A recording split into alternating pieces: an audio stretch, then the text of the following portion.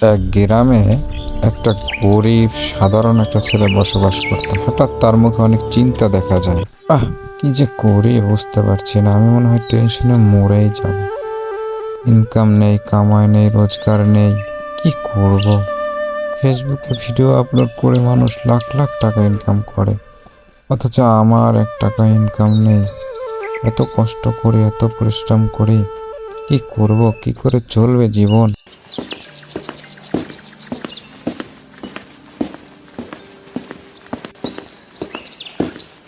আশ্চর্য, এখানে বসে আছো আর আমি তোমাকে পাগলের মতো খুঁজে বেড়াচ্ছি। বসে থাকবো না তো কি করব বলো? ইনকাম নেই, কামাই নেই, রোজগার নেই, খুব টেনশন হচ্ছে জানো। চিন্তা করতেছি কিভাবে সংসার চলবে। তুমি হুদাই চিন্তা করতেছো। চলো তো ঘরে চলো। তুমি তো চেষ্টা করতেছো, আস্তে আস্তে সব ঠিক হয়ে যাবে। তুমি চিন্তা করো না।